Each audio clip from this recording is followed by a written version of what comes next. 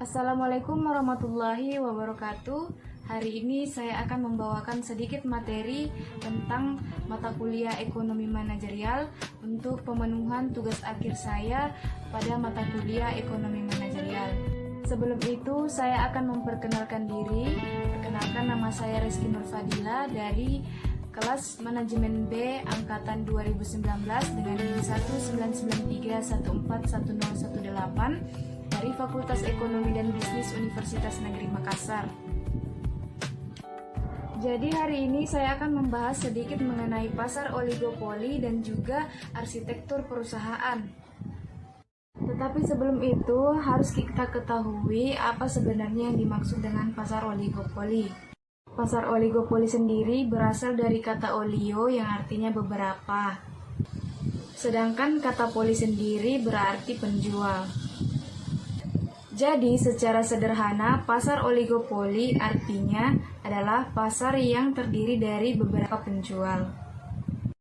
Jadi dalam ilmu ekonomi sendiri, pasar oligopoli didefinisikan sebagai suatu bentuk pasar yang di dalamnya terdiri dari beberapa produsen ataupun penjual yang di dalamnya mereka itu menguasai yang namanya penawaran. Nah, adapun ketika di dalam pasar tersebut hanya terdapat dua penjual atau dua produsen, maka pasar tersebut dinamakan dengan pasar duopoli. Dalam pasar oligopoli terdapat dua macam contoh produk. Yang pertama, produk homogen yang contohnya seperti baja, aluminium, kaca, besi, dan lain-lain. Dan yang kedua ada produk terdiferensiasi, contohnya seperti mobil, rokok, sabun, deterjen, sereal, dan lain-lain. Di dalam pasar oligopoli ini, para produsen ataupun para penjual lebih memilih bersaing dalam diferensiasi produk ataupun dengan diferensiasi iklan, dan juga pemberian layanan yang berbeda dari penjual lainnya. Intinya di dalam pasar oligopoli mereka bersaing pada hal-hal yang bukan berkaitan dengan harga. Adapun hal-hal yang biasanya menjadi sumber terjadinya pasar oligopoli, yang pertama itu adalah skala ekonomi. Dibutuhkan investasi modal besar. Yang ketiga, proses produksi yang dipatenkan. Yang keempat, loyalitas merek. Yang kelima, pengendalian bahan baku. Yang keenam, pemberian hak bisnis dari pemerintah. Dan yang terakhir, yang ketujuh adalah penentuan harga limit. Selanjutnya kita akan membahas mengenai ciri-ciri dari pasar oligopoli. Nah, ciri-cirinya diantaranya itu adalah perusahaan menghasilkan barang standar dan barang dengan jenis atau corak yang beragam. Industri dengan barang yang berstandar merupakan industri yang menghasilkan bahan baku seperti produsen bensin, industri baja, semen, industri kimia, dan industri penghasil bahan bangunan. Selain itu, beberapa perusahaan dalam pasar oligopoli menghasilkan barang-barang dengan jenis atau corak yang berbeda seperti pada industri otomotif, industri sabun, industri telepon, dan industri elektronik lainnya. Ciri selanjutnya dari pasar oligopoli ini adalah mereka melakukan promosi melalui iklan secara terus-menerus. Nah, mengapa demikian? Karena perusahaan dalam pasar oligopoli memiliki produk dengan corak yang berbeda-beda maupun bentuk yang berbeda-beda, sehingga mereka harus melakukan promosi untuk memperkenalkan produk mereka kepada pembeli. Nah, tujuannya adalah untuk menarik pembeli baru maupun mempertahankan pembeli lama. Selanjutnya dari pasar oligopoli yaitu terdapat rintangan yang sulit untuk memasuki pasar ini. Mengapa demikian?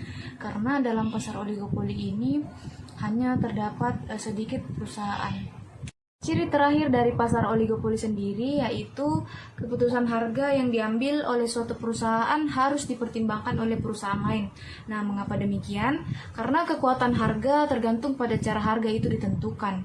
Jika harga bukan merupakan kesepakatan, maka kekuatan harga akan menjadi lemah. Bahasan terakhir kita mengenai pasar oligopoli yaitu mengenai pengukuran oligopoli. Dalam pengukuran oligopoli terdapat 3 macam cara. Yang pertama itu ada rasio konsentrasi, yang kedua indeks Herfindahl, yang ketiga ada teori pasar yang diperebutkan atau constable market. Baik, kita telah membahas mengenai pasar oligopoli. Selanjutnya kita beralih kepada pembahasan mengenai arsitektur perusahaan. Seperti biasa, yang pertama kita harus tahu dulu apa sih yang dimaksud dengan arsitektur perusahaan. Nah, di sini saya akan menjelaskan apa yang dimaksud dengan arsitektur perusahaan. Jadi, arsitektur perusahaan adalah jalan atau cara perusahaan diorganisasi, bergerak, beroperasi, dan merespon perubahan di pasar. Setelah membahas pengertian dari arsitektur perusahaan, pasti muncul dalam pikiran kita perusahaan seperti apa sih yang ideal. Nah, di sini saya akan menjelaskan mengenai beberapa arsitektur perusahaan yang ideal. Yang pertama, perusahaan yang ideal berkonsentrasi pada kompetensi inti dan mensubkontrakkan seluruh aktivitas lainnya. Yang kedua, perusahaan ideal sendiri adalah organisasi pembelajar. Yang ketiga, perusahaan yang ideal akan mengoperasikan pabrik atau perusahaan dengan benar-benar dan efisien. Yang keempat, perusahaan ideal mengkombinasikan fisik dan maya dengan tanpa halangan. Yang kelima, perusahaan yang ideal adalah perusahaan yang bisa dengan segera bereaksi atau real-time enterprise. Dalam materi arsitektur perusahaan, ada juga yang dinamakan dengan perusahaan maya atau virtual corporation. Virtual corporation ini merupakan jaringan temporer perusahaan independen yang di dalamnya terdapat pemasok, pelanggan, dan bahkan juga di dalamnya terdapat pesaing. Nah, di dalamnya itu bergabung bersama dengan kontribusi kemampuan yang intinya masing-masing untuk secara cepat mengambil keuntungan di dalam pasar tersebut. Adapun syarat-syarat dari virtual corporation atau perusahaan maya diantaranya adalah yang pertama, perusahaan maya harus dibentuk oleh rekanan yang dapat diandalkan dan baik di bidangnya. Yang kedua, jaringan kerja harus melayani keinginan untuk semua rekanan dalam kondisi yang menguntungkan. Yang ketiga, setiap perusahaan harus memberikan orang yang terbaik dan terpandai untuk jaringan kerja. Yang keempat, tujuan jaringan kerja harus jelas. Yang kelima, jaringan kerja tersebut harus membangun infrastruktur komunikasi yang terintegrasi antar setiap perusahaan.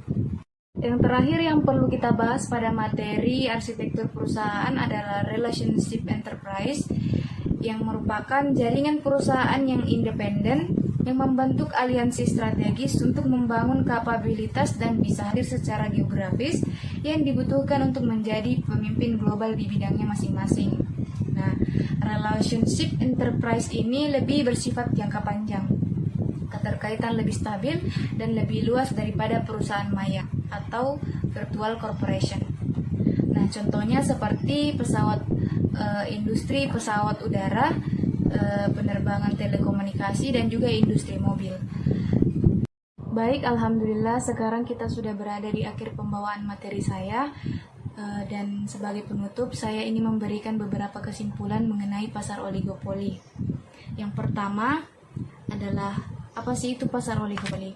Nah, pasar oligopoli sendiri adalah pasar yang didefinisikan sebagai suatu bentuk pasar yang terdiri dari beberapa produsen ataupun penjual yang menguasai penawaran. Nah, adapun ciri-ciri dari pasar oligopoli sendiri, yang pertama ada perusahaan menghasilkan barang standar dan barang dengan jenis ataupun corak yang berbeda. Yang kedua, promosi melalui iklan secara terus-menerus. Yang ketiga adalah hanya terdapat sedikit penjual yang biasanya terdiri antara 3 sampai dengan 10 penjual saja dalam satu pasar tersebut.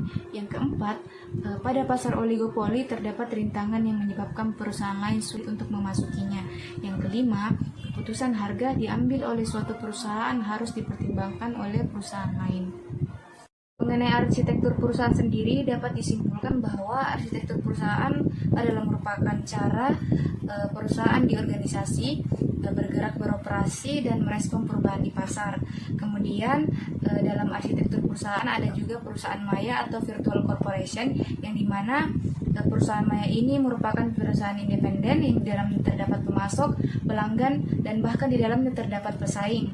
Baiklah, mungkin itu saja yang dapat saya sampaikan mengenai materi pasar oligopoli dan juga arsitektur perusahaan. Lebih dan kurangnya mohon dimaafkan. Wabillahi taufik wal hidayah. Wassalamualaikum warahmatullahi wabarakatuh.